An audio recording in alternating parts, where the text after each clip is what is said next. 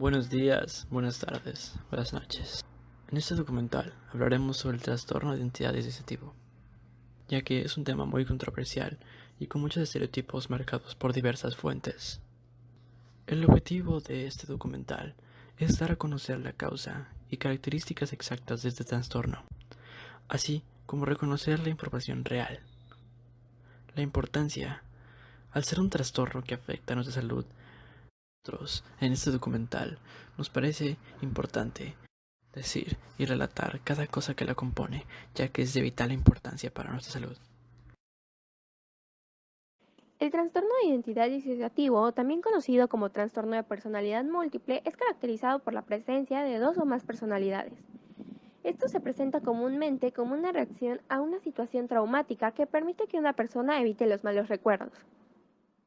Estos son presentaciones completas o parciales de una dimensión psicopatológica, los cuales suponen una desconexión y falta de continuidad entre pensamientos, recuerdos, entornos, conductas, emociones, conciencia, percepción e identidad.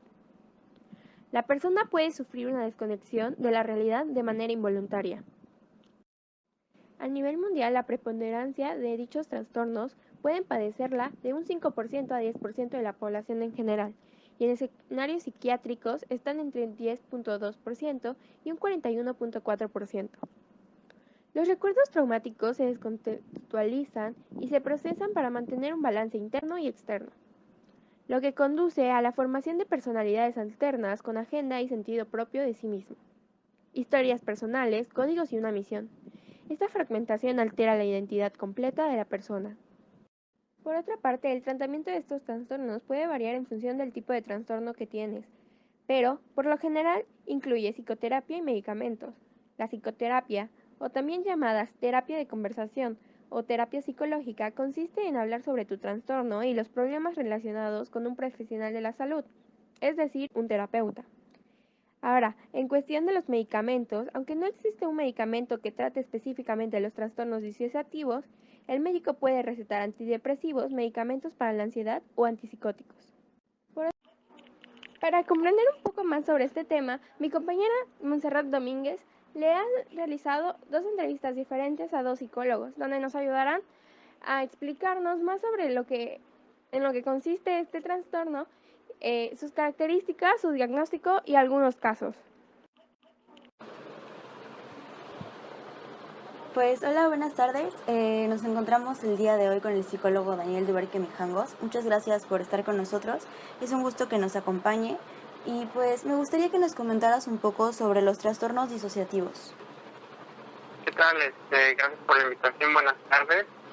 Pues mira, los trastornos disociativos se caracterizan por tomar como centro lo que es la personalidad, y normalmente se caracterizan por cambios dentro de la persona, que van desde la manera en la que habla, la manera en la que se comporta, la manera en la que se viste, gustos, sexualidad. O sea, el espectro es bastante grande de los cambios que surgen en una persona que tiene un trastorno disociativo de la personalidad.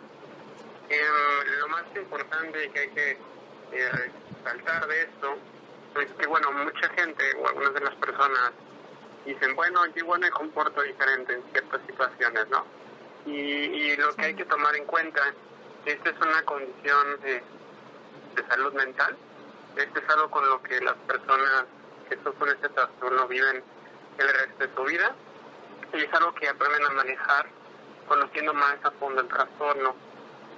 También hay que quitar un poco estos mitos que luego puede haber de que algunas personas relacionan este trastorno, que bueno, antes era conocido como trastorno de personalidad múltiple, para la gente que todavía lo ubica así. Sí, en sus inicios era conocido así. En redes sociales y películas siempre nos lo plantean como que es una persona peligrosa, no una persona asesina, y no va para nada por ahí. Realmente es un trastorno que solamente comienza a temprana edad y se detona por alguna experiencia muy fuerte dentro de la persona, que lo que hace básicamente tu cerebro es decir, yo no tengo los recursos o no soy capaz de asimilar este trauma, o esta situación que me está sucediendo en este momento, por lo tanto reprimo este recuerdo.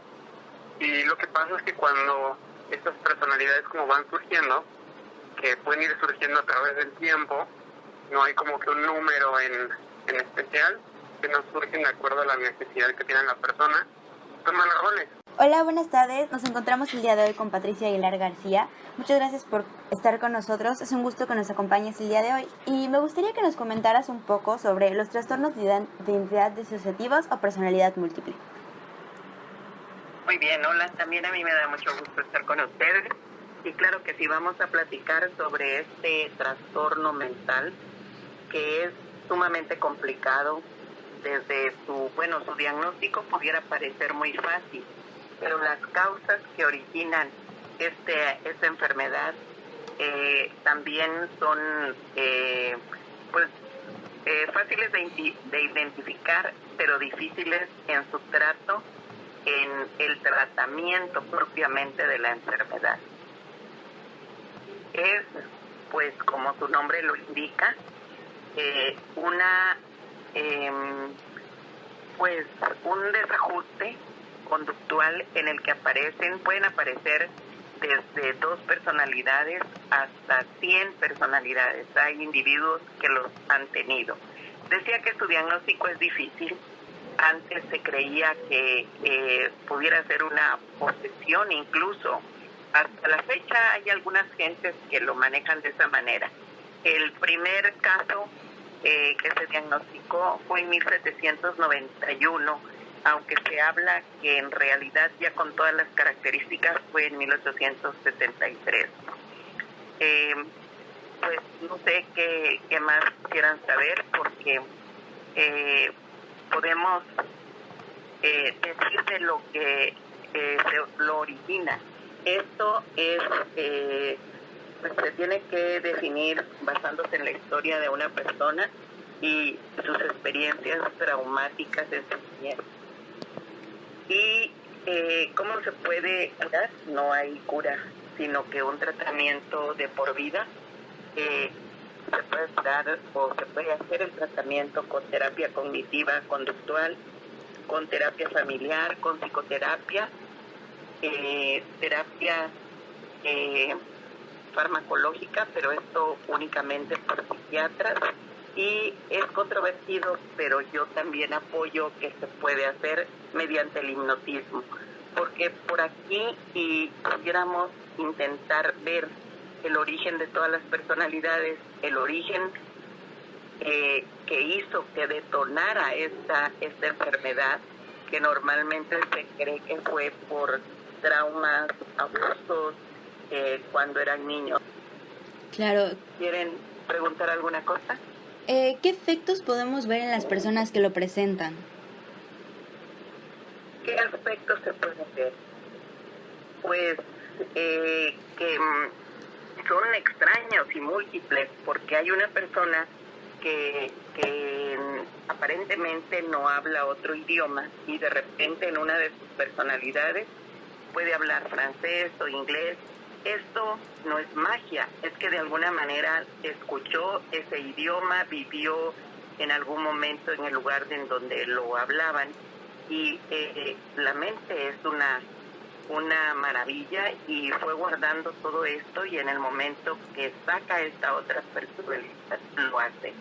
Hay personas que por algún traumatismo, eso es un accidente, quedaron paralíticas, pero su enfermedad es solamente psicosomática, y una de las personalidades camina.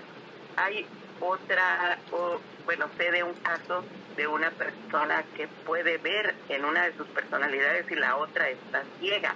Entonces, obviamente, cuando la persona empieza con estas conductas extrañas que les comentaba desde un inicio, algunas personas pueden pensar que están poseídas incluso, o que se confunde también con esquizofrenia y con otro tipo de enfermedades. Hay veces que también se diagnostica inicialmente como bipolaridad, pero pues ya ahondando en la enfermedad y con una persona especialista en conducta, ya se puede llegar a determinar que es este tipo de trastorno de identidad disociativa. Es entendible. Igual, últimamente se han sacado muchas películas, series y diversas fuentes que estereotipan este tipo de personas con este trastorno. ¿Qué piensas sobre esto? Que a mí no me parece del todo mal, porque exponen en las películas este tipo de trastorno justamente, y ya no está tan estigmatizado, ya la gente lo conoce. Mucha de la gente, bueno, en las películas dice basado en hechos reales, y obviamente con su dosis de fantasía y de algunos otros ingredientes para que pueda ser pues mucho más accesible para que lo dijera la persona, aunque algunos pues son muy fuertes. Pero creo que no está mal, que es bueno, porque esto va como dándonos en dosis a la sociedad en general el que existe esta enfermedad, el que está ahí, el que la podemos encontrar y ver en algunas personas, y que pues no es cuestión de magia ni una cosa del otro mundo, ¿no? Claro. Pues eso sería todo, muchas gracias. Es una plática muy interesante y yo creo que es un tema del cual podríamos hablar horas y discutir muchísimo, debido a que hay mucha información y hay muchas cosas que yo creo que la gente merece conocer. Claro, solo quisiera decirte que no precisamente que se cure, pero sí puede llevar un tratamiento en el que pudieran unificar todas las personalidades en una. Y pues yéndose al origen, exponer mediante diferentes técnicas pues cuál fue lo que hizo que detonara este tipo de enfermedad, ¿verdad? Hay una cosa que se llama desensibilización, que se va desmenuzando, por decirlo de alguna manera, qué fue lo que pasó cuando eran niños, para que esto se vaya tratando. Esta desensibilización gradual va haciendo que ellos mismos vayan comprendiendo, y sé también de casos en los que se han podido fusionar la personalidad dominante con las personalidades huéspedes, y queda pues la personalidad del individuo la que tiene, pero ya la comprensión absoluta de lo que tiene y cuál fue lo que originó esta enfermedad o este desajuste. Claro. de su personalidad. Pues este sería un tratamiento muy bueno para muchas personas que lidian con este trastorno. Yo creo que sí ayudaría mucho. Y me da mucho gusto que exista esta forma. Pues sí, es un tema muy, muy interesante y complejo. Les felicito a quienes estén estudiándolo y quienes se hayan metido a ver esto. Les felicito, porque el cerebro se ha estudiado desde hace muchos años, muchísimos años, por grandes científicos, por neurólogos, psiquiatras, psicólogos, por científicos de varias áreas, químicos incluso, y todavía no se puede desentrañar los grandes misterios de algunas partes del cerebro. Así es que sigan estudiando. Seguramente de entre ustedes alguien estudiará psiquiatría, psicología, neuroquímica, y verán que es fascinante, y que quizá ustedes puedan, algunos de ustedes, contribuir grandemente no solo a este desajuste, a todos algunos de los que aquí mencionamos, que son muy fuertes para la convivencia y para la sociedad, y que un trastorno de este tipo también trastorna a toda una comunidad, y es importante que ustedes sigan adentrándose en esto.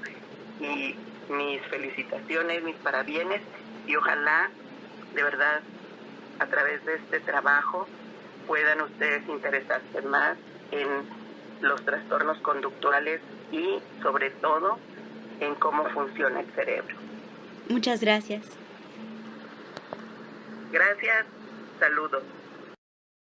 Bueno, yo voy a hablar sobre películas en las que se hable sobre este trastorno, el trastorno de identidad disociativo. Hay unas películas que son muy reconocidas y otras no tanto. Una de ellas podría ser, por ejemplo, Fragmentado, que es la segunda parte de una trilogía, la tercera parte es Glass. La de Fragmentado habla sobre Kevin, quien es un hombre con 23 personalidades, que secuestra a 3 chicas jóvenes y las mantiene retenidas en su sótano. Ellas deben de encontrar el modo de escapar antes de que se apodere de él su más reciente y peligrosa identidad. La de Glass habla sobre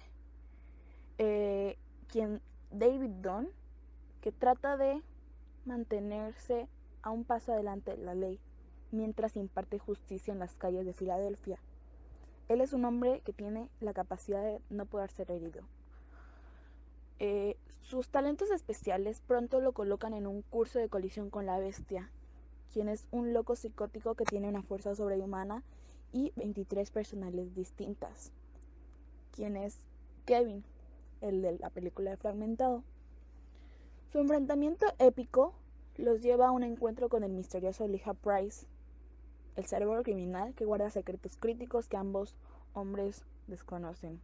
Elijah Price es un supervillano quien trata de unirse a la bestia, y pues es David Dunn quien debe frenar sus planes. Otra película que habla sobre este trastorno sería Identidad, quien nos muestra dos escenarios distintos. En el primer escenario, una noche fría tormentosa, 10 extraños se ven atrapados en un motel de Nevada por una terrible tormenta y son aterrorizados por un asesino, quien está creando una serie de cosas en cadena. Mientras en el otro escenario muestran a un doctor que alega que su paciente presenta un caso de personalidad disgregada muy acusado, hasta el punto de haber creado 11 personalidades diferentes, cada una identificada y con rasgos propios.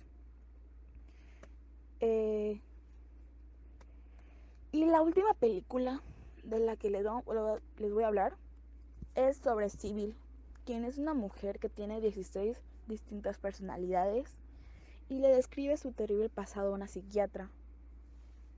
Este estudiante de arte en la Universidad de Columbia, a medida que su tratamiento avanza, le confiesa a su psiquiatra que frecuentemente experimenta pérdida de conocimiento y que no se da cuenta de grandes lapsos en el tiempo.